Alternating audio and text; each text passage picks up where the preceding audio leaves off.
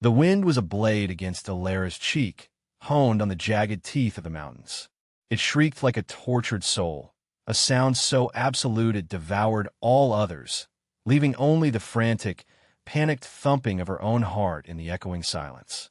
She clutched her son, Finn, to her chest, his small body a fragile furnace against the encroaching, absolute cold. Her cloak, worn, thin, and frayed, was a pathetic shield against the blizzard's fury. Every step was a guess, a prayer sent into a white void. Her world, already a place of perpetual twilight since the accident, had been reduced to a whirlwind of biting ice and the terrifying, disorienting roar of the storm. "Mama, I'm cold." Finn's voice was a tiny, trembling thread against the gale, nearly snatched away before it could reach her ears. "I know, my love. I know," she murmured, her lips numb, the words cracking as they formed.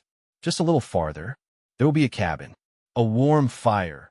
It was a lie, another in a long, bitter chain of them she had been forced to swallow. The man in the dusty town office had promised her a new life, a husband, a home. He had taken her last few dollars for the information, his voice slick with a pity that felt more like contempt. A good man, he'd said, a trapper named Cale, living deep in the Whisper Wind Peaks. A man in need of a wife. He had conveniently omitted that the trail was barely a whisper on the mountainside, and that winter had already sunk its teeth into the high passes. He had looked at her, at the faint, silvery scars that traced the delicate skin around her eyes, a permanent testament to shattered glass and shattered dreams, and he had seen a mark. A fool. A woman desperate enough to believe any tale that promised escape. Escape from the ghost of her husband, Daniel, and the very real monster who had made her widow. Escape from Silas Croft. Now, that desperation had led her here to die in the snow. Her strength was gone, leached from her bones by the relentless cold. Her legs, heavy as stone, stumbled. The world, already a blur of shadow and faint light, tilted violently. She fell, twisting her body to cushion Finn's landing, her own frame taking the brutal impact against the frozen, unyielding ground. The snow rushed up to meet her, a soft, cold embrace that promised an end to the pain, an end to everything. "Mama." Finn's whimper was one of pure terror. She tried to answer, to tell him to be brave, but the cold had stolen her breath. It filled her lungs, a suffocating weight of ice and despair. This was it. This was the cruel trick in its entirety. Silas Croft had not been content with taking her husband's land, with taking Daniel's life in a staged accident at the logging camp, with causing the carriage wreck that had stolen her sight. No, his pride, wounded when she had refused his subsequent, grotesque offers of protection, demanded a more poetic cruelty. He had wanted her to disappear, to be erased by the very wilderness he sought to tame and conquer. He had sent her into the mountain's maw to be devoured. Her last conscious thought was not of herself, but of the small, warm weight against her chest.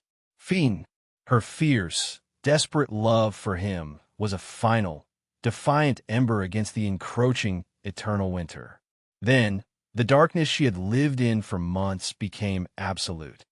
He found them by chance, a stroke of impossible luck in the heart of the maelstrom. Cale had been tracking a grizzly, a massive old male that had been raiding his traps, when the blizzard had descended with the sudden, shocking violence of an avalanche. He knew these mountains better than he knew the lines on his own scarred hands, and he had turned back for the solid safety of his cabin, a fortress of hewn logs and river stone he had built with his own two hands. He moved through the blinding white with the instinct of the predators he hunted, his senses honed to a razor's edge. It was a scent that stopped him first, faint, almost lost in the pine-sharp air and the metallic tang of the storm. It was the scent of people, of wool and fear and something else, something floral and sweet like crushed lavender. It was a scent that had no place here in his solitary kingdom. Then a sound, a child's cry, thin and desperate, almost indistinguishable from the whine of the wind in the high pines. He followed the sound, his massive frame braced against the gale, his rifle held ready in his mittened hand. He looked more a part of the mountain than a man, clad in thick furs, his beard and hair already crusted with ice. His face was a landscape of hard lines and old scars, dominated by eyes the color of a winter sky just before the snow falls, piercing and devoid of warmth. He saw the dark shape half buried in a snowdrift, and his steps slowed. A woman and a child. He approached with the wariness of a wolf, his mind racing. No one came this high into the peaks, not in winter, not unless they were lost, or foolish, or running from something terrible. He knelt, his knees sinking into the deep powder. The woman was unconscious, her face pale as marble, dusted with snow. Her dark hair had come loose from its bun and fanned out against the white, a stark, beautiful tragedy. But it was the faint, silvery scars around her closed eyes that gave him pause. They were delicate, almost invisible, but they spoke of a violence that seemed at odds with the softness of her face. The boy, nestled in the crook of her arm, was awake. He stared up at Cale, his eyes wide with a terror so profound it silenced him. His small body was shivering uncontrollably. Cale felt a strange, unwelcome stirring in his chest, a feeling he had buried years ago beneath layers of solitude and unforgiving granite. It was a vestige of man he no longer was, a man who cared. He looked at the sky, a churning cauldron of bruised iron. To leave them was to condemn them. The mountain had already passed its judgment. He could walk away, return to his fire, and by morning they would be nothing more than another frozen mound, their story lost to the wind. It was the law of this place. The wild was not sentimental. But the boy's silent, terrified gaze held him.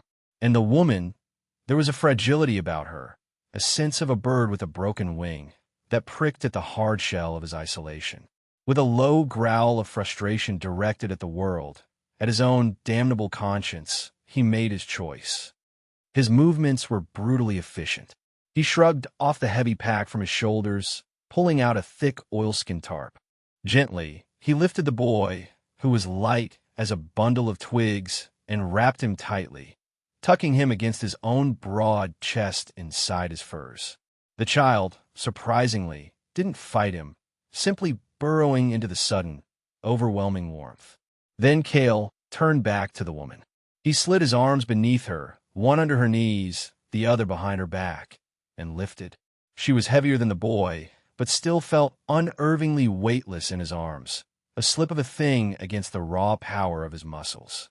He carried them through the blinding storm, a hulking, determined figure battling the rage of the elements. He did not feel the cold. He did not feel the strain. He felt only the fragile weight of the lives in his care and a grim, cold fury at whatever foolishness or cruelty had brought them to his door. Alara woke to a symphony of sensations that were blessedly, bewilderingly different from the howling void of the storm. The first was warmth, a deep, penetrating heat soaked into her chilled bones, radiating from a source somewhere to her left. It was the kind of warmth that came from a large, well-fed fire, a comforting, crackling sound that filled the air. The second was the smell. Wood smoke, sharp and piney, mingled with the rich, savory scent of roasting meat, and something else, something musky and wild like leather and old furs and the clean, cold scent of the mountain itself. She was lying on something soft, a bed of some kind, piled high with what felt like thick animal pelts. A heavy blanket, coarse but incredibly warm, was tucked up to her chin. She took a breath, and the air didn't burn her lungs. It was warm and still. She was inside. She was safe. Fien. Her voice was a dry croak, a whisper of its former self. A small hand immediately found hers. "I'm here, Mama." Fien's voice was still small, but the terror was gone, replaced by a hushed awe. "We're in a giant's house." A giant. The word sent a fresh spike of fear through her, colder than the blizzard's touch. The man, the shape in the storm. She remembered the feeling of being lifted, the sheer, effortless strength of the arms that had carried her. She remembered a voice, a low rumble like stones grinding together, though she could not recall the words. She pushed herself up on her elbows, her muscles screaming in protest. The movement sent a wave of dizziness through her, but she fought it down. "Where is he?" she whispered, her hand tightening around Finn's. "He's by the fire," Finn whispered back. "He's very big, Mama. Bigger than Papa was. He has a beard like a bear." Alara tried to turn her head toward the sound of the crackling flames, her useless eyes searching the darkness for a form, a shape, a threat. Her world was a tapestry woven from sound and scent and touch, and right now, it was telling her a story of immense power held in check. She could hear the slow, steady rhythm of his breathing, the soft scrape of a knife against wood. She could feel the heat he displaced in the room, a solid presence that seemed to take up more than his share of the air. A floorboard creaked under a heavy footfall. He was moving, coming closer. Alara flinched, pulling Finn tighter against her side, her body coiling like a threatened snake. She was a mother first, a cornered animal defending her young. Her fear for herself was a distant echo compared to the roaring, primal terror she felt for her son. Easy, the voice was the one she remembered, a low, gravelly rumble that vibrated through the floorboards and up into the bed frame. It wasn't angry, just deep and final, like the mountain itself had spoken. "You're safe from the storm." He stopped a few feet from the bed. She could feel the change in the air, the sheer proximity of him. He smelled of pine smoke and cold iron. She imagined him looming over them, a shadowy predator in his own den. "Drink this," the sound of liquid sloshing in a cup. A moment later, a hard, calloused hand gently touched her shoulder. She recoiled as if struck, a small, sharp gasp escaping her lips. The hand withdrew instantly. There was a long silence, filled only by the hiss and pop of the fire. She expected anger, impatience. Instead, the deep voice came again, softer this time, with a rough edge of something she couldn't identify. "I won't harm you. Or the boy." He placed the cup on a small table beside the bed. The clink of metal against wood was loud in the tense quiet. "It's broth. You need it." He retreated then, the floorboards groaning his passage back to the hearth. Alara listened to him settle, the sound of his weight sinking into what must have been a chair. Only then did her muscles begin to unclench. She reached out a trembling hand, her fingers brushing against the warm metal of the cup. She brought it to her lips, the savory, salty liquid a balm to her frozen insides. It tasted of life. She drank it all, then guided the cup to Finn's mouth. He drank too, his eyes still fixed on the large figure across the room. When they were done, Alara lay back against the furs, her exhaustion a physical weight pressing her down. She was trapped, a blind woman and her child, captive to a mountain giant in the heart of a blizzard. She had escaped Silas Croft's civilized cruelty only to fall into the hands of something wild and unknown. She did not know if she had traded a terrible fate for one even worse. Curling her body around Finn's, she listened to the storm howl outside the sturdy log walls and the slow, steady breathing of the man by the fire. And for the first time in a long time, she did not know what to fear more. The next few days were a blur of tension and observation, a quiet, undeclared truce governed by the roaring blizzard that kept them prisoners in the small cabin. Cale was a silent, imposing presence. He moved with a surprising economy of motion for such a large man, his actions deliberate and purposeful. He tended the fire, skinned the game he'd had hanging in his lean-to, and worked on his traps and gear, his large hands surprisingly deft with the intricate tasks. He rarely spoke. When he did, it was in short, functional sentences. "There's more stew.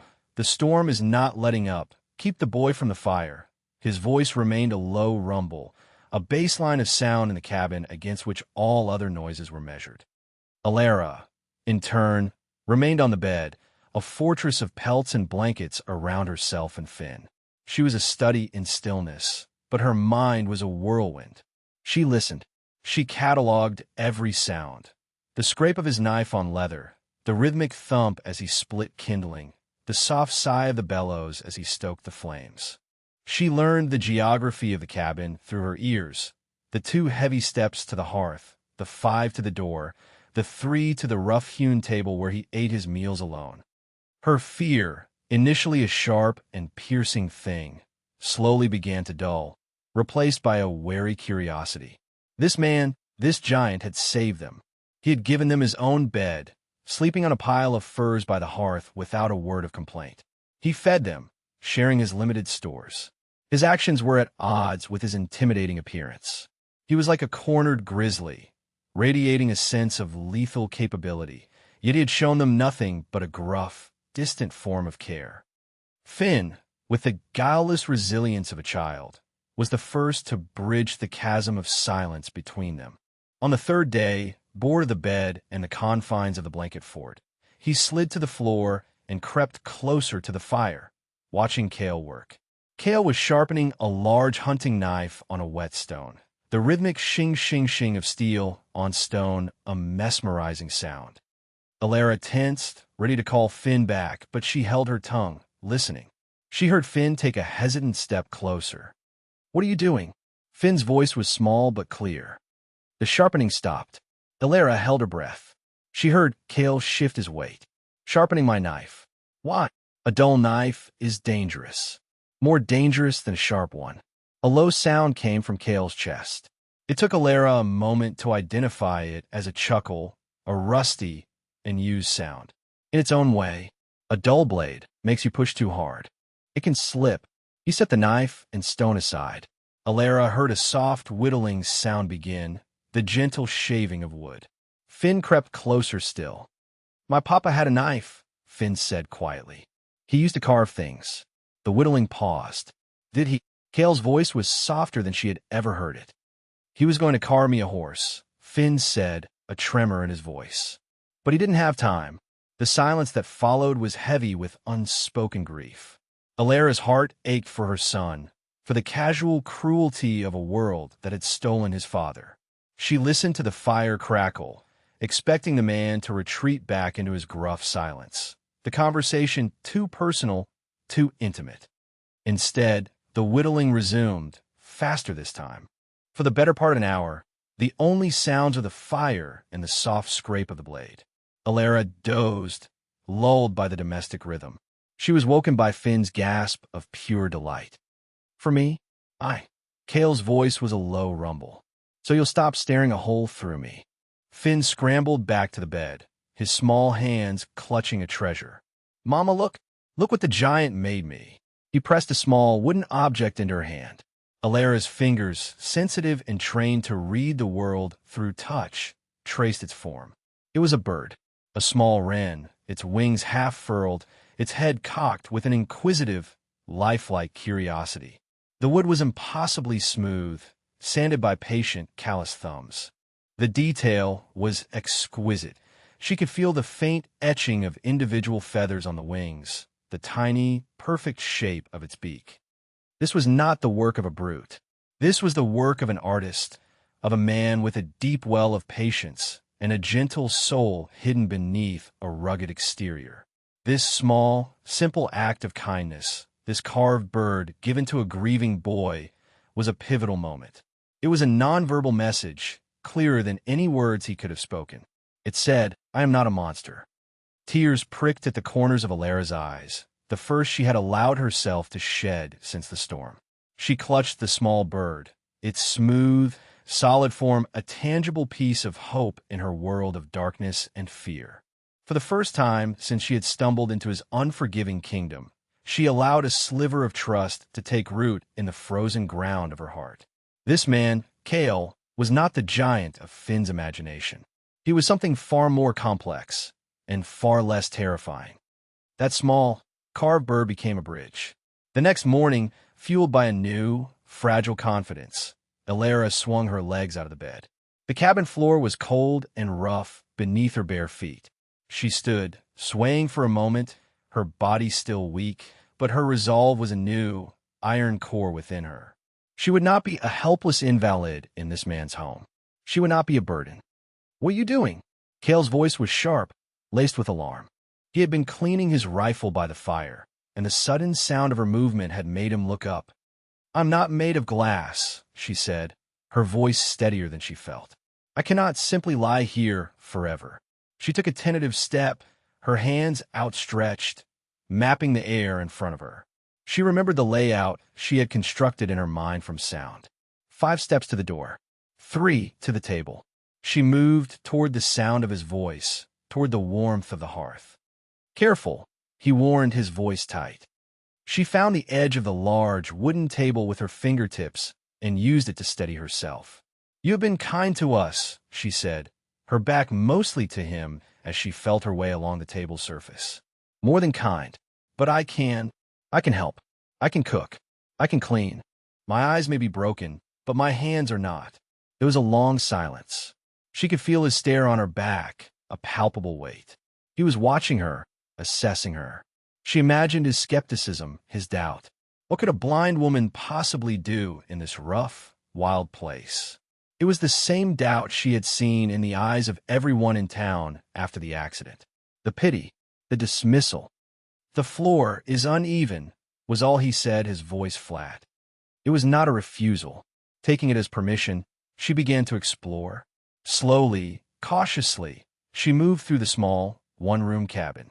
Her hands became her eyes, learning the texture of the log walls, the cold iron of the wood stove, the rough wool of the blankets stacked on a shelf. She found his pantry, a small, curtained-off alcove.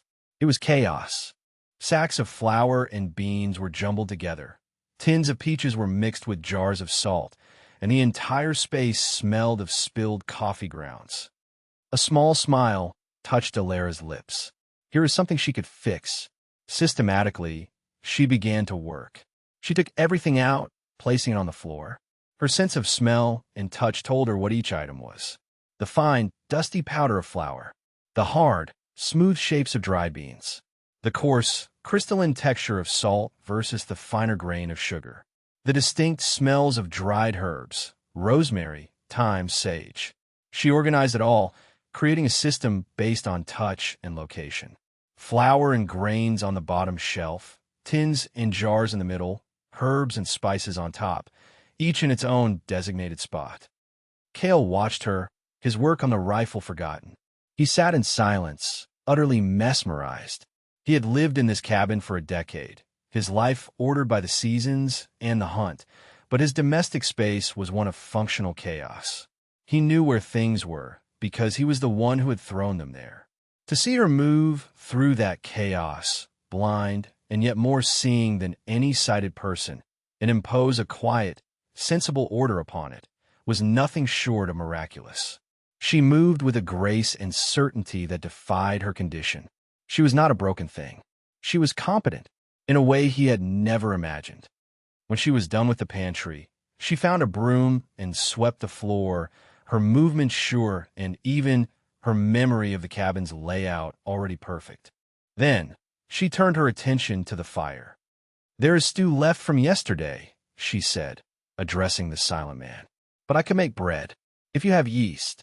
He was so startled that it took him a moment to answer. In the pantry, a small tin on the top shelf, to the left. She found it exactly where he said, a testament to her new system.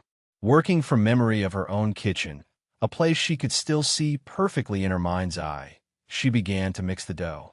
Her hands knew the feel of it, the exact moment when the flour and water and yeast came together to form a living, breathing thing. She kneaded it on the tabletop, the rhythmic push and fold of familiar comfort. Cale did not move. He just watched. He watched her hands, caked in flour. He watched the focused, serene expression on her face. He had brought a fragile, broken bird into his home, and somehow she was building a nest. She was transforming his Spartan, solitary den into something else, something that felt dangerously like a home. The smell of baking bread soon filled the small cabin, a warm, wholesome scent that overlay the wilder smells of smoke and fur.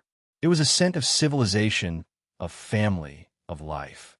When the loaf was done, golden brown and fragrant, she cut a thick slice for Finn, who ate it with wide, happy eyes. She cut another and held it out in Cale's direction. He stood and walked to her, taking the offered slice. Their fingers brushed.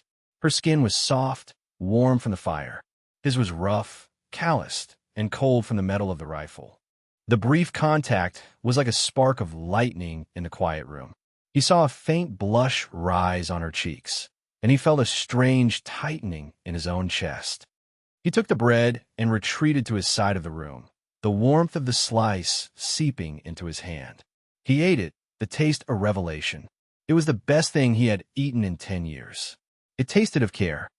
That night, the blizzard finally began to wane, its roars diminishing to a low, mournful moan.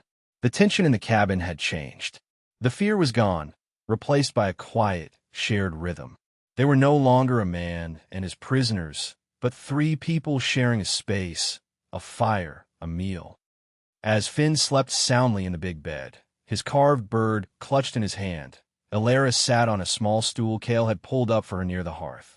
The silence between them was no longer heavy and threatening, but comfortable, companionable. "Thank you," she said softly, her voice barely a whisper above the crackling flames. "For the bird." It was a great kindness. Cale stared into the fire, turning a piece of kindling over and over in his hands. The boy needed it. "We both did," she admitted. "We have not had much kindness of late." He grunted, a non-committal sound. He was a man who lived in a world of actions, not words. Conversation, especially of a personal nature, was a foreign country where he did not speak the language.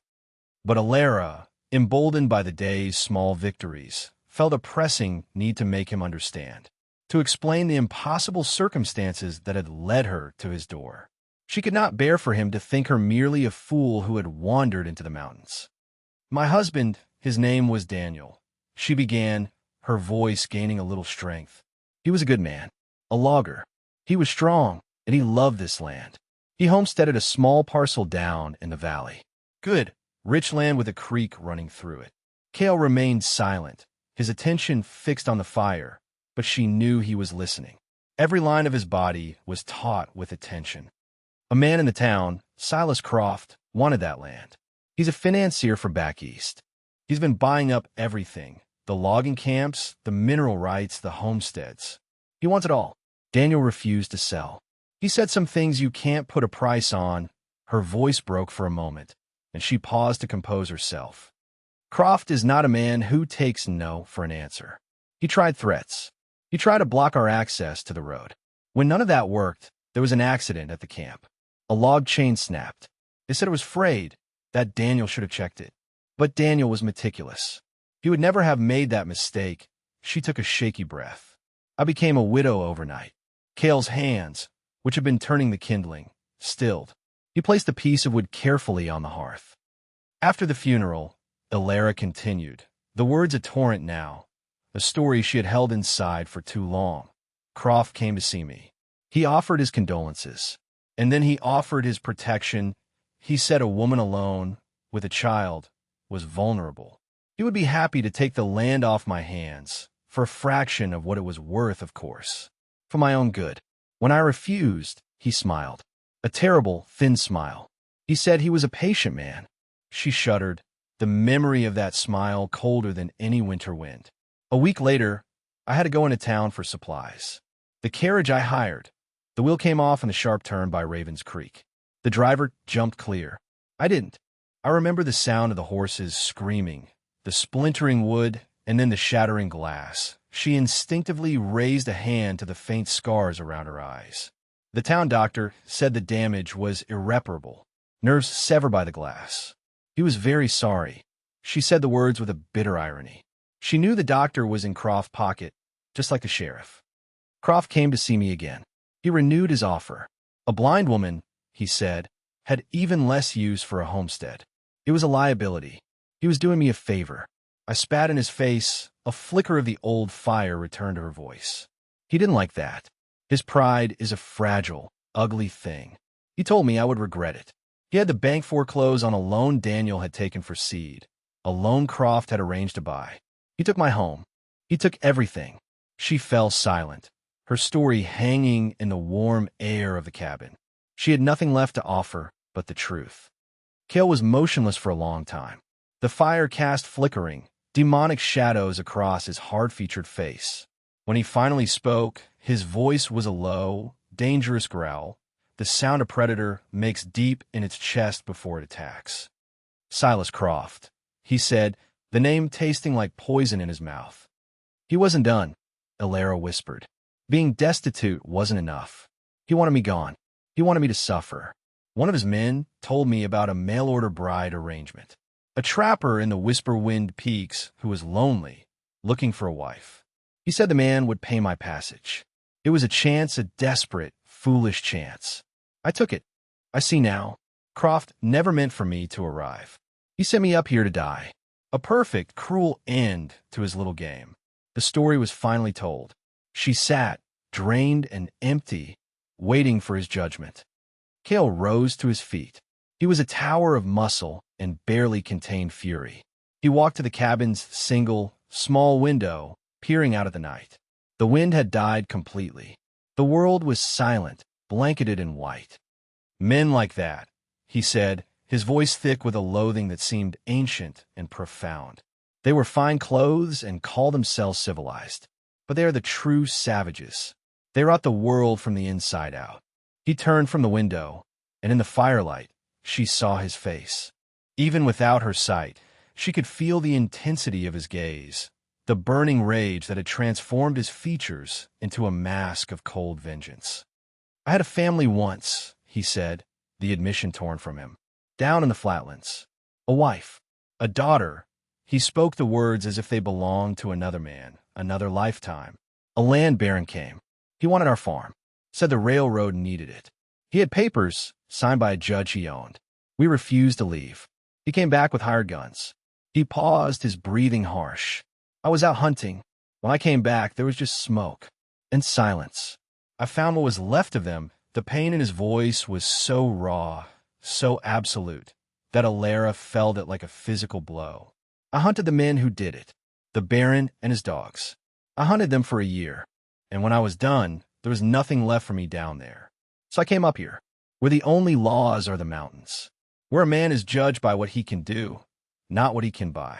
He looked at her, and for the first time, she understood the deep, abiding sorrow in him. He was not a man who had chosen solitude. He was a man who had been exiled by grief. They were two sides of the same coin, two souls scarred and broken by the same brand of civilized greed. You are not in a stranger's cabin, Elara, he said, and the use of her name was a solemn vow. You are in the home of a man who understands. Silas Croft wanted you to disappear into the wilderness. He did not realize he was sending you to the one place you would be safe. He clenched his massive fists. And he did not realize he was bringing his war to my door. In the quiet aftermath of their shared histories, a profound shift occurred. The blizzard broke the next day, leaving the world pristine and silent under a brilliant, cold sun. But inside the cabin, the storm that had raged between them had also passed, leaving a new, calm territory of understanding. Cale was no longer just a mountain giant, and Elara was no longer just a victim. They were allies. The days that followed took on a new rhythm, one of partnership. Cale, his protective instincts now fully awakened, and aimed like a rifle at the unseen threat of Silas Croft, knew they couldn't stay holed up forever. He needed to go to the nearest settlement, a rough mining town called Jasper's Gulch, for supplies and, more importantly, for information. Croft thinks you're dead, he said one morning, his voice grim as he checked his rifle. But he's a man who will want proof. He'll send someone to look, or he'll hear rumors. We need to know what's being said. Elara's blood ran cold at the thought of Croft's men. You can't leave us here alone. It's a 2-day journey, there and back. You'll be safer here than anywhere. No one knows this cabin exists, but me. He looked at her, his gaze intense. But you need to be able to defend yourself. Not just for men. There are wolves. Mountain lions. He laid his rifle on the table. Then he went to a large wooden chest in the corner, one she had never seen him open, and took out a second firearm. It was a pistol, a heavy Colt revolver. He brought it to the table, along with a box of cartridges. I will not be a victim again, Elara said, her voice low but firm.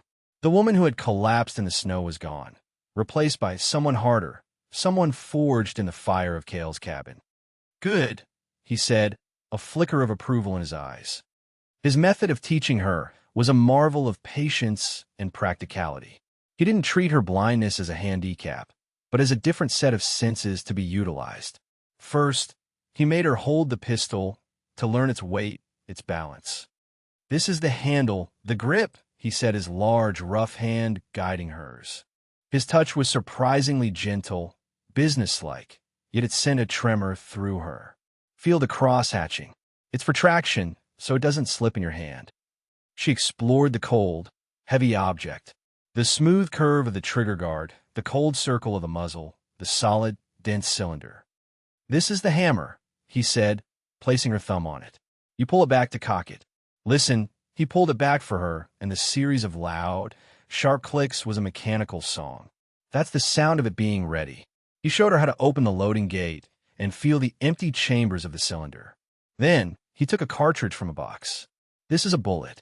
Feel it. The blunt lead nose, the smooth brass casing. It goes in the chamber, nose first." He had her practice loading and unloading the revolver by touch alone, over and over, until her fingers knew the process as intimately as they knew the shape of the carved bird. Her hands, already so sensitive, learned the mechanics quickly. The click of the gate, the smooth slide of the cartridge, the heavy spin of the cylinder. "Shooting without sight is about hearing and instinct," he explained, his voice a low murmur near her ear as he stood behind her, positioning her arms. "You won't be aiming for a man's eye at 100 yards. You'll be aiming for a sound in the dark, a floorboard creaking, a voice. You point where the sound comes from, and you pull the trigger."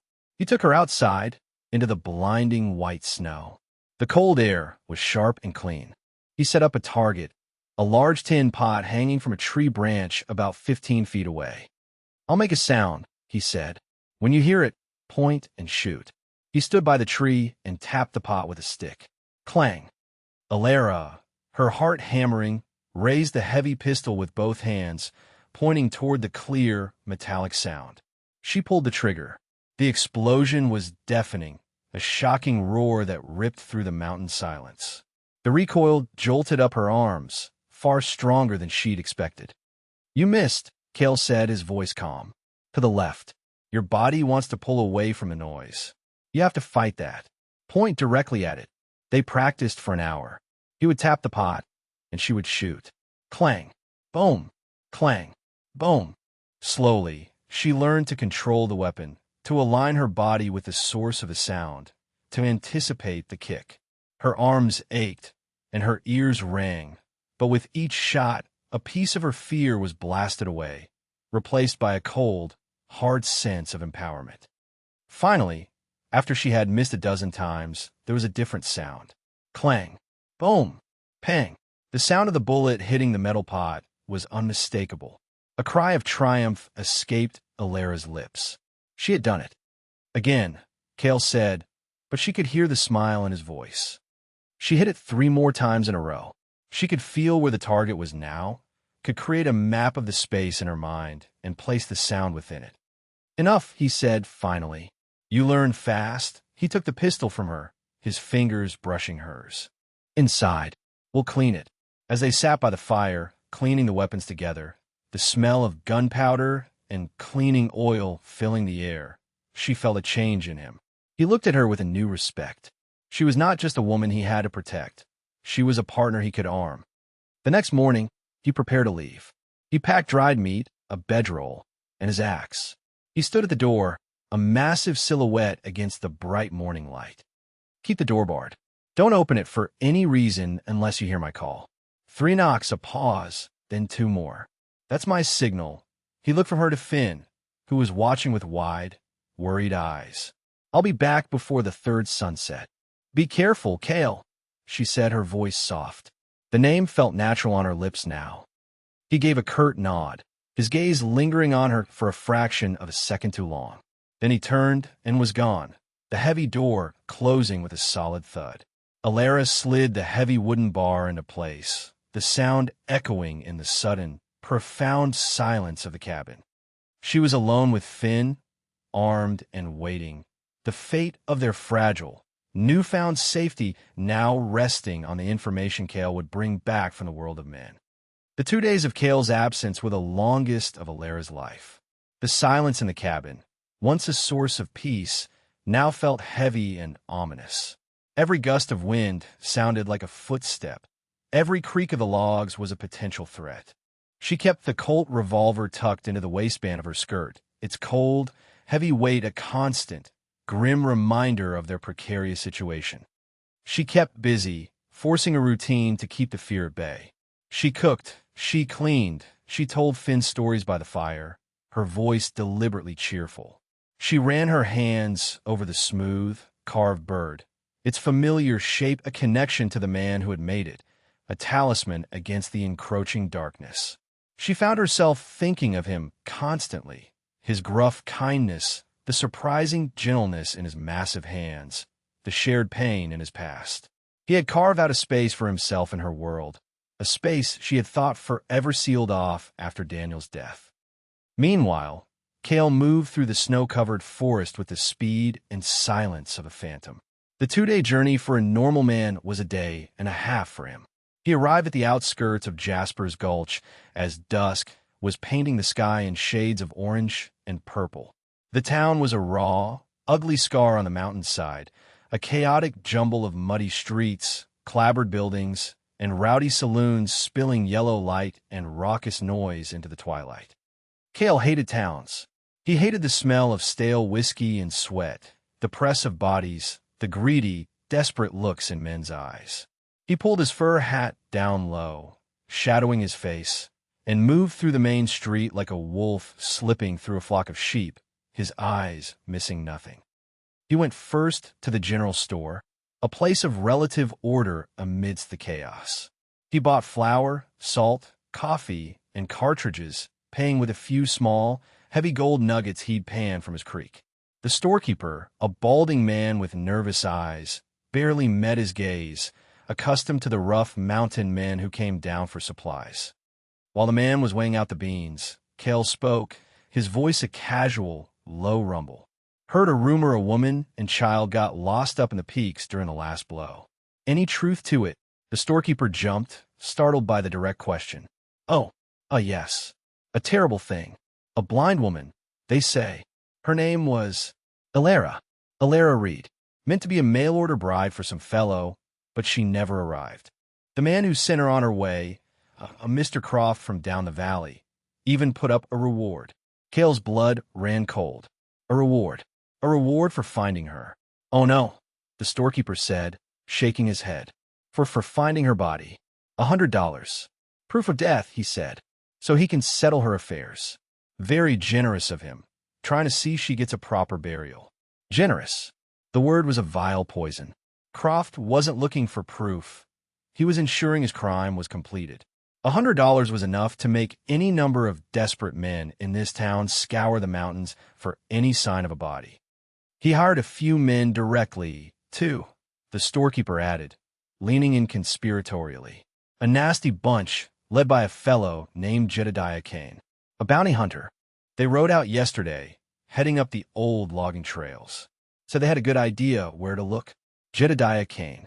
Cale knew the name. A ruthless man with a reputation for tracking his quarry like a bloodhound and showing no mercy. They were not just searching, they were hunting, and the old logging trails led directly toward the basin where his cabin was hidden. A cold, lethal fury settled over Cale. They had a day's head start. He had to get back. Now. He paid for his supplies, his movements clipped and efficient. He left the store and melted back into the shadows of the town. There was one more stop he had to make. The town had a doctor, a man who Cale knew had a weakness for laudanum and a lingering shred of conscience. He found the doctor's small office at the edge of town. Dr. Albright was a thin, haunted-looking man. He looked up, terrified, as Cale's massive frame filled his doorway.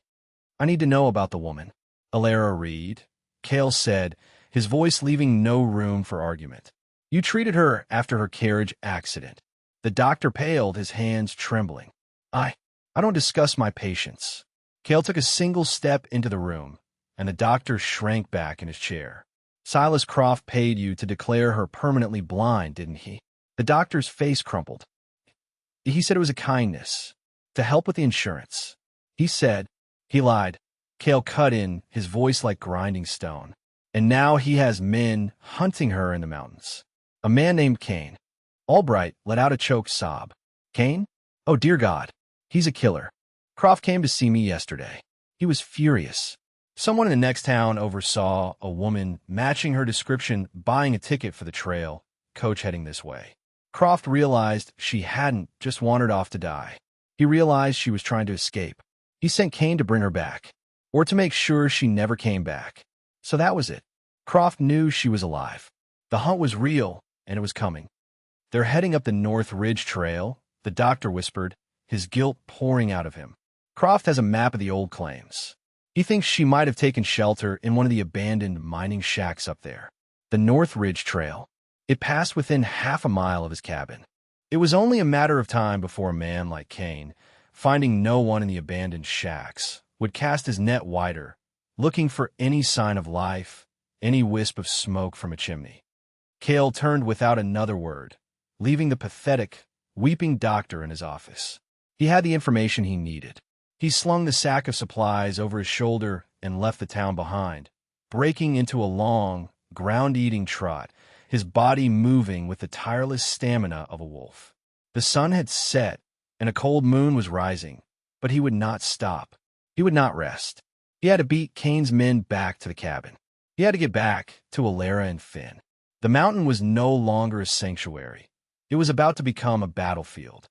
He ran through the moonlit forest, his rage a furnace in his chest. He had let the world in. He had let them in. And now the world, in all its ugliness and greed, was coming to his door to rip them away. He had failed to protect his first family. He would not fail this one. Back at the cabin, Alara was putting Finn to bed.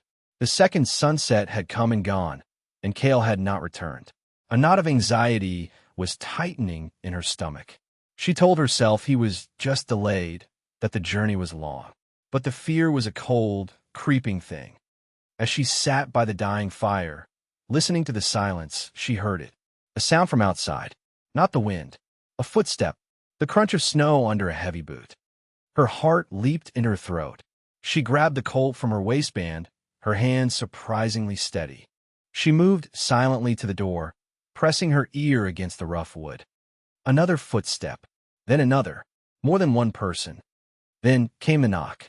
3 sharp raps, a pause, then 2 more. Relief washed over her, so potent it almost buckled her knees. It was him. It was Cale. She fumbled with the heavy bar, her hands shaking now with relief, not fear. She lifted it from its brackets and pulled the heavy door inward. Cale stumbled inside, his face pale and grim in the firelight. He was covered in sweat despite the cold, his breathing coming in ragged gasps. He dropped the sack of supplies to the floor and immediately slammed the door shut, ramming the bar back into place. "They're coming," he said, his voice a harsh rasp. "A party of 5 men, maybe more, led by a bounty hunter named Kane. Croft knows you're alive. They're hunting you." The relief that had filled her moments before evaporated, replaced by a pure, cold dread. "How close are they?" "A few hours, maybe less." I circled around and saw their campfire a mile down the ridge. "They'll be here by dawn."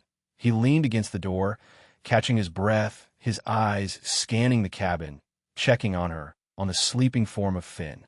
His gaze was fierce, possessive, a wild animal defending its territory. "We need to prepare," he said, his exhaustion falling away, replaced by a cold, deadly focus. He was no longer the gentle giant who carved birds. He was the man who had hunted his family's killers for a year. He was a weapon, and his home was about to come under siege. He moved with a furious energy. "Bar the window shutter. Pile the extra firewood against the door. It won't stop a bullet, but it might slow down an axe." Alara did as she was told, her movements swift and sure. The fear was still there, a cold knot in her belly, but it was overlaid with a strange, fierce determination. She would not cower in a corner. She had a weapon, and she had a son to protect. Cale checked his rifle, then the Colt she handed him, his hands a blur of practiced motion. He laid out boxes of ammunition on the table. They'll come from the east, with the sun at their backs, he said, thinking aloud, his mind a general's mapping a battlefield. The trees are thickest there. They'll use them for cover. The front of the cabin is the most vulnerable. He looked at her, his eyes locking with hers, though she could not see it. But she could feel it, the intensity of his focus. You'll stay here by the hearth with the boy. It's the most protected corner. The logs are thickest there. Keep 'em down. If they breach the door or the window, you use the pistol. You remember what I taught you. I remember, she said, her voice steady. Point at the sound. Point at the sound, he repeated, his voice a low growl of approval. He took up his position by the single, shuttered window, cutting a small peephole in the wood with his knife. He would be the cabin's eyes. His rifle rested on the sill, a long, dark line of death waiting in the shadows. The cabin fell silent. The fire was banked low, casting flickering shadows on the walls. Outside, the world was still, holding its breath. The moon shone down on the blanket of snow, making the clearing around the cabin as bright as day. They waited. Minutes stretched into an hour. Then two. Alara sat on the floor, her back against the stone of the hearth, Finn sleeping peacefully beside her, blissfully unaware. She held the heavy colt in her lap, her senses strained to their absolute limit. She listened to the whisper of the wind, the settling of the cabin logs, the slow, steady rhythm of Cale's breathing from across the room. It was the only thing that kept her anchored. Then, Cale's breathing changed. It stopped. They're here, he whispered, the sound barely disturbing the air. 5 of them, spreading out, moving into the trees. Alara's heart began to hammer against her ribs, a frantic drumbeat of terror. This was it, the civilized world of Silas Croft, with its hired guns and its casual cruelty, had found them in their wild sanctuary. The weight was agonizing. Silence stretched, taut and thin, ready to snap. Alara imagined the men creeping through the snow, rifles ready, their faces grim in the pre-dawn light. A voice shattered the stillness, arrogant and loud, echoing in the cold, clear air. Cale, we know you're in there, and we know you've got the woman. Silas Croft wants his property back. Send her out, and we'll let you live. It was the voice of Jedediah Kane, full of bluster and false confidence. Cale didn't answer. He remained a statue at the window, his eye pressed to the peephole. Don't be a fool, Kane shouted again. There are 5 of us. You're one man. There's no way out of this. Silence. Then a sharp, splintering crack as one of the men, impatient, fired a shot at the shuttered window. The bullet punched through the wood and buried itself in the log wall on the far side of the cabin with a dull thud. Finn stirred in his sleep, murmuring. And then Cale answered. His reply was not a word, but the deafening, definitive roar of his rifle. The shot was a single, sharp crack that echoed off the mountains. It was followed by a choked, surprised scream from outside, and then the heavy, wet sound of a body falling into the snow. 4, Cale said, his voice as cold and flat as a frozen lake. He worked the bolt of his rifle, the shut click of the action a sound of terrible finality. The battle for the cabin had begun. The world outside erupted into chaos. The remaining 4 men opened fire, a ragged volley of shots that hammered against the log walls of the cabin. Wood splintered. Bullets whined and ricocheted. Alara flattened herself further against the hearth, pulling a thick fur blanket over Finn, who had started to cry in fear and confusion. It's all right, my love, she whispered, her voice trembling but fierce. It's just noise. We're safe. Cale was a figure of lethal calm amidst the storm. He did not fire wildly. He waited. He watched. His movements were economical, precise. He was an apex predator in his own territory, and they were clumsy intruders. Another shot cracked from his rifle. A cry of pain from the trees, not a death scream, but a yelp of agony. One's hit in the leg, Cale reported, his voice a low monotone. He's crawling for cover. That leaves 3-inch. The firing from outside became more sporadic, more cautious. They understood now. They were not fighting a desperate trapper. They were fighting something else. They're going to rush the door, Cale said, his attention shifting. Get ready. Alara's grip on the Colt tightened until her knuckles were white.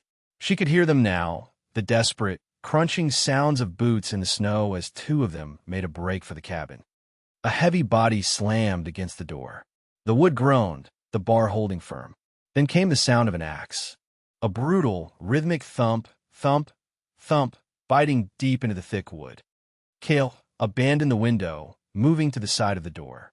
He raised his rifle, aiming at the spot where the axe was striking. He waited, his patience absolute. The axe blade finally broke through, leaving a jagged hole.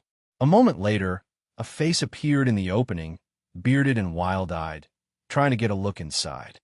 Cale fired. The shot was thunderous inside the small cabin. The face disappeared. "Two," Cale growled. But the other man was at the window. There was a crash of splintering wood as he used the butt of his rifle to smash the shutter. The cold morning air flooded in. Cale whirled, bringing his rifle around, but he was too late. The man was already climbing through the shattered window frame. Cale fired, but the man twisted as he came through, and the shot only grazed his shoulder. He landed inside the cabin, a big, ugly man with a knife in his hand and murder in his eyes. He saw Cale and lunged, not with his knife, but with his body, tackling the bigger man with the force of Charging Bull. The two men crashed to the floor, a tangle of limbs and furious snarls. Cale's rifle skittered away across the floorboards. The man was strong, desperate. He got his knife arm free and slashed wildly, cutting a deep gash in Cale's forearm. Cale roared, a sound of pure, primal rage, and slammed his forehead into the man's face. There was a sickening crunch of bone. The man screamed, blood pouring from his nose. Alara was frozen for a heartbeat. The sounds of the struggle, the grunts, the thud of fists on flesh, the wet sound of the gash, painting a terrifying picture in her mind. Finn was screaming now, a high, terrified wail. Then she heard a new sound, a quiet, stealthy sound, a floorboard creaking near the wall to her right. It was Kane. While the others had attacked from the front, their leader had been more cunning. He must have crept around to the back of the cabin, found a loose board or a small opening, and slipped inside while Cale was occupied. He was trying to flank them. He was coming for her and the boy. The survival instinct that had been forged in her over the past days took over. The fear was burned away by a white-hot, protective fury. She thought of Daniel. She thought of Finn. She thought of the man currently fighting for their lives on the floor. Point at the sound. She rose to a crouch, the heavy Colt feeling like a part of her own arm.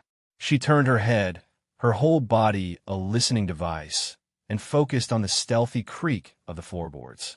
He was moving along the wall, thinking himself invisible in the chaos. She raised the pistol with both hands, just as Cale had taught her. She aimed not with her eyes, but with her entire being, pointing the barrel directly at the source of the furtive sound. She pulled the trigger. The explosion was the loudest yet, a cataclysm of sound and fire in the enclosed space. The kick was brutal, but she held on. Her shot was answered by a strangled gasp of utter shock, followed by a heavy, ungraceful collapse. A pistol clattered to the floor. The fight between Cale and the other man stopped.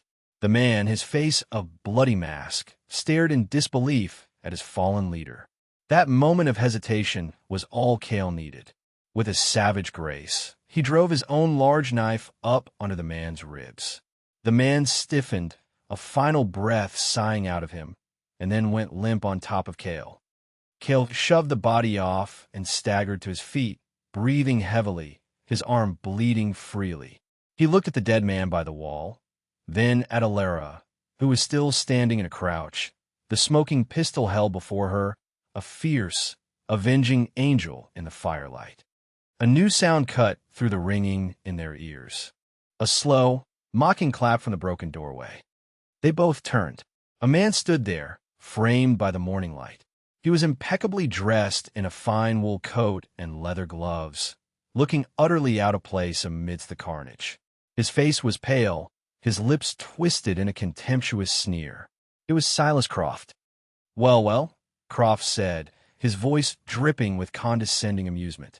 He had clearly waited until he thought the fighting was over, the coward arriving to survey his victory.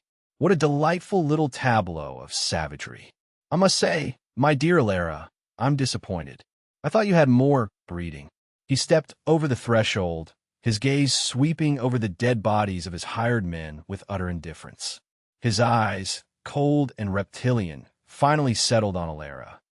And you, he said to Kale, his lip curling in disgust.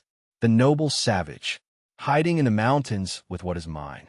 She belongs to no one, Kale growled, taking a protective step in front of Alara, his wounded arm held tight against his body. Especially not to filth like you. Croft laughed, a short, ugly sound. Oh, I think you'll find her wrong. I have a bill of sale for her husband's debt. I own her home, her land, and by extension, I own her. She's a loose end, and I am a man who likes to tie up loose ends. He pulled a small, elegant derringer from his coat pocket. It looked like a toy, but they all knew it was just as deadly as any other gun. I must confess, Croft monologued, savoring his moment of power, I'm almost impressed. You survived the blizzard. You allied yourself with this beast. You even learned to fight. It's a shame it all has to end here. But this little home invasion has become entirely too costly. He raised the derringer, aiming it not at the massive, wounded threat of Kale, but directly at Alara. He was a coward to his core. He always aimed for the weakest target. But he had misjudged her. She was no longer weak. You took my husband, Alara said, her voice low and shaking with a cold rage that stunned even Kale. You took my home. You took my sight. You will not take my son. As Croft's finger tightened on the trigger, Alara did something he never could have anticipated. She didn't cower. She didn't scream. She acted. With a fierce cry, she scooped up the heavy iron skillet that was sitting by the hearth and threw it with all her might. It was a desperate, wild act. The skillet flew through the air, end over end, not at Croft, but at the floor just in front of him. It landed with a deafening clatter on the slick patch of floorboards where water from the melted snow had pooled and frozen overnight near the door. Croft, startled by the sudden movement and the noise, took an involuntary step back. His expensive, smooth-soled leather boot hit the treacherous patch of ice. His feet went out from under him. His arms flailed, the derringer firing harmlessly into the ceiling. He fell backwards, hard, his head striking the sharp, unforgiving edge of the stone hearth with a sickening, final crack. He lay still, his eyes wide with a final, stupid surprise. Silence descended on the cabin, a profound, absolute silence, broken only by Finn's muffled sobs and the drip, drip, drip of blood from Kale's arm onto the wooden floor. The battle was over. The civilized tyrant lay dead, defeated not by a bullet or a knife, but by a blind woman's desperate courage and a simple iron skillet. Alara stood, trembling, the architect of a victory she could not even see, her arc of rebirth complete in that one, final act of empowered defiance. In the immediate aftermath of the violence, a strange, surreal calm settled over the cabin. The rising sun streamed through the broken window and the hole in the door, illuminating dust motes dancing in the air and casting long, solemn shadows from the bodies that littered the floor. The sanctuary had been violated, but it had held. Alara finally lowered her arms, the adrenaline leaving her in a great, shuddering wave. Her legs gave out, and she sank to the floor, her whole body trembling. She had done it. She had faced the monster from her past, and, in her own way, she had won. Kale was at her side in an instant, kneeling beside her, his wounded arm forgotten. Alara, are you all right? His voice was rough with concern. She could only nod, unable to speak. She reached for Finn, pulling him in her lap, burying her face in his hair, breathing in the scent of her living, breathing son. He was safe. They were safe. Kale's attention turned to the grim task at hand. His face was a hard, grim mask as he checked each of the bodies, confirming what they already knew. They were all dead. His cabin, his solitary refuge, had become a tomb. We have to deal with this, he said, his voice flat. He looked down at his arm, at the blood that had soaked his sleeve and dripped onto the floor. The gash was deep. "Your arm," Elara said, her voice returning. "Sit down. Let me see." She guided him to a stool, her hands moving with a new, authoritative gentleness. She tore a strip of cloth from her petticoat and, after fetching water, began to clean the wound. Her touch was steady, her focus absolute. Cale sat like a mountain, enduring the sting, watching her face as she worked. He saw no fear there now, only a quiet, resolute strength that humbled him. As she was bandaging his arm, a new sound came from outside.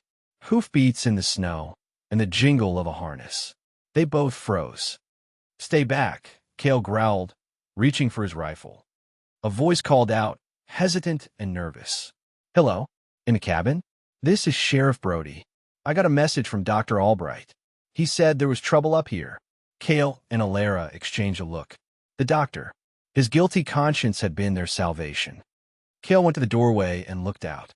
A portly, middle-aged man in a sheriff's badge sat on a horse, looking with wide, horrified eyes at the body of the man Cale had shot first, lying half-buried in the snow. "God in heaven," the sheriff breathed. "What happened here?" The cleanup took the rest of the day. Sheriff Brody, once he had recovered from the shock and heard the story, corroborated by the presence of Silas Croft's body and the dead bounty hunters, proved to be a man of surprising pragmatism. He had long suspected Croft corruption, but had been too intimidated and powerless to act. Now, with Croft dead and a clear case of self-defense, he saw a chance to restore some semblance of law to the county. He and Cale removed the bodies, wrapping them in tarps and loading them onto a spare pack mule the sheriff had brought. It was a grim, silent task. Elara stayed inside with Finn, cleaning the blood from the floorboards, scrubbing away the physical evidence of the morning's horror, reclaiming the space as her own. By late afternoon, it was done. The cabin was clean, the bodies were gone. Sheriff Brody stood at the door, twisting his hat in his hands. "The official report will read that Croft and his hired guns tracked you here," he said, looking at Cale. "That they attacked you, and you defended your home and your family." He glanced at Elara and Finn. "No one will question it. As for the woman," he nodded toward Elara, "her husband's debts are null and void with Croft's death. His estate is a mess of illegal claims and fraudulent papers. The homestead is hers again, free and clear. It was over. The legal tangles, the threats, the hunting. It was all resolved." The sheriff mounted his horse. "You're a good man, Cale. The mountain is lucky to have you." He tipped his hat to Elara. "Ma'am." Then he rode off, leading the grim procession down the mountain. The silence that descended in his wake was different. It was a true, lasting peace. The immediate threat was gone. But with its departure, a new, unspoken tension entered the cabin. A new choice had appeared on the horizon. Over the next few days, as the shock wore off and a quiet routine returned, Elara felt Cale begin to withdraw. He was as kind as ever, his presence a warm, solid wall around her and Finn. But he was quieter, more distant. He spent more time outside, checking his trap lines, chopping wood, his energy focused on the solitary tasks that had defined his life before they had fallen into it. She knew what was happening. In his mind, his duty was done. He had saved them, protected them, vanquished their foe. He was a man of the wilderness, a loner forged in tragedy. He had fought their battle, but he did not see a place for himself in the peace that followed. He was a weapon to be put away now that the war was won. One evening, she heard him packing. Not loudly, but the quiet, deliberate sounds were unmistakable. The rustle of his oilskin bedroll, the clink of his spare ammunition, the soft scrape of his honing stone being put into its leather pouch. He was preparing to leave.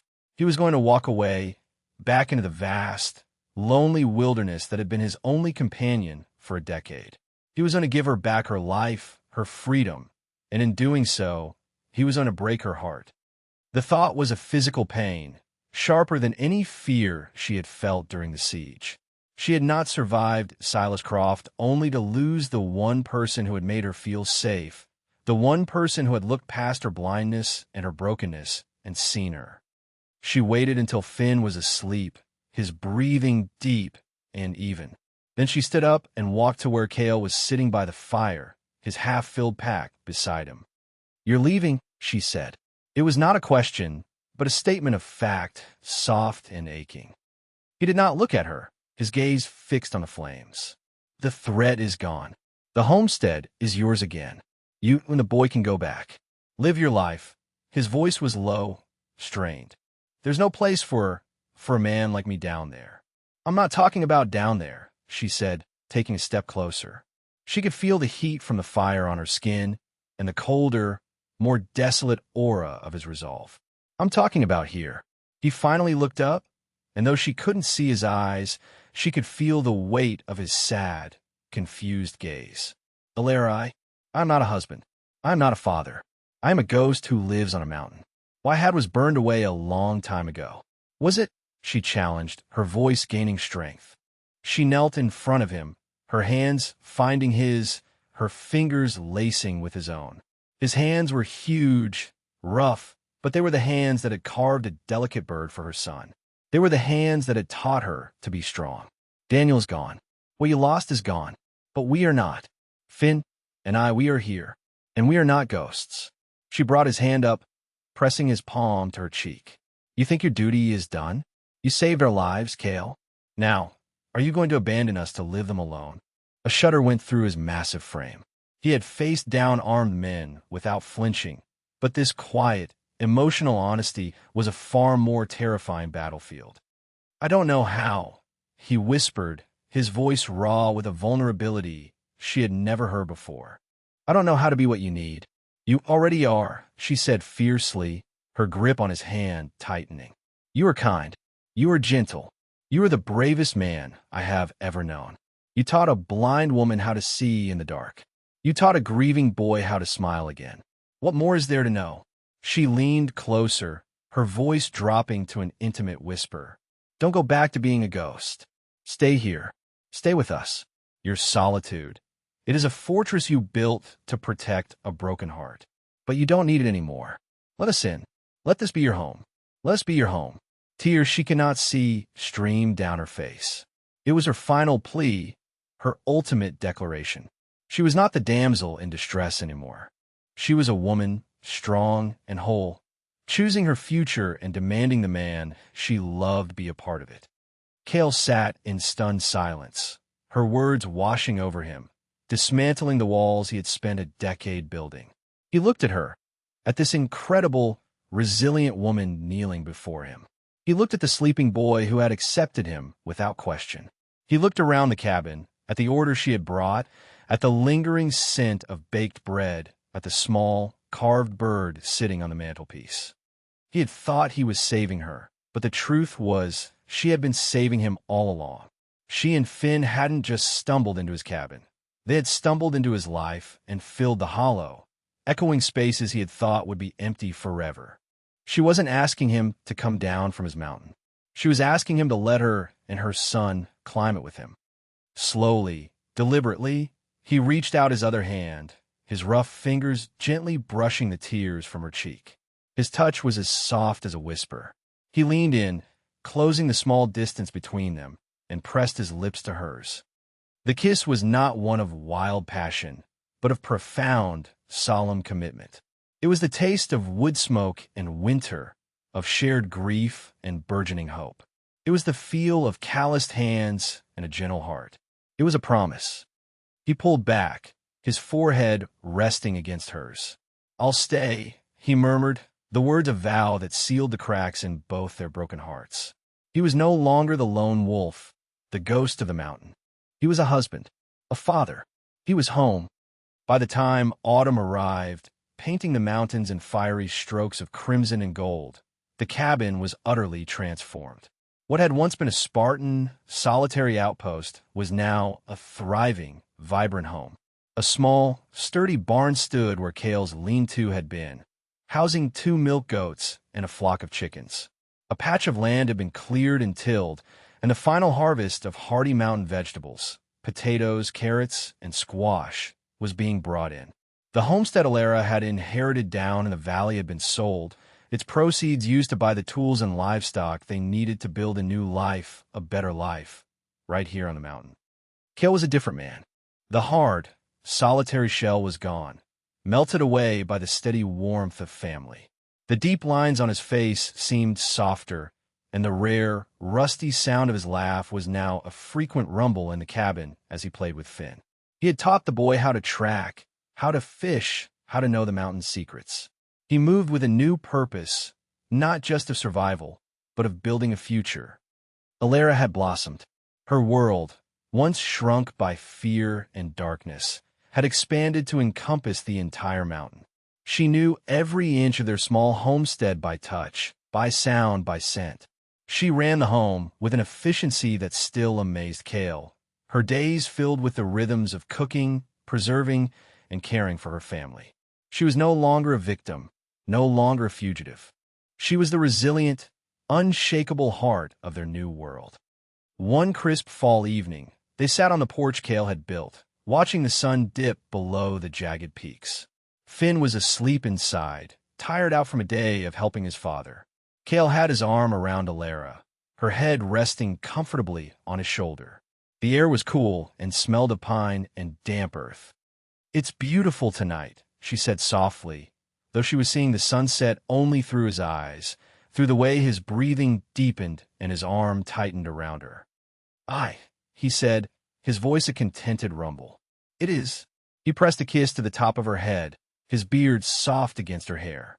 They had found in each other not just a refuge from the storms of the world, but a true and lasting peace. A blind woman sent to the mountain as a cruel trick had not only survived, she had built a kingdom. A lonely man who had forgotten how to live had found his purpose. Together, they had taken the broken pieces of their lives and built a love as strong and enduring as the mountain itself. This story is a testament to the idea that our deepest wounds can sometimes lead us to our greatest strengths. It's a reminder that true sight isn't about what our eyes can see, but what our hearts can perceive. For a woman cast into darkness and a man lost in solitude, the harshest winter became the crucible for an unbreakable love, proving that even in the most desolate of places, hope can take root and a family can bloom.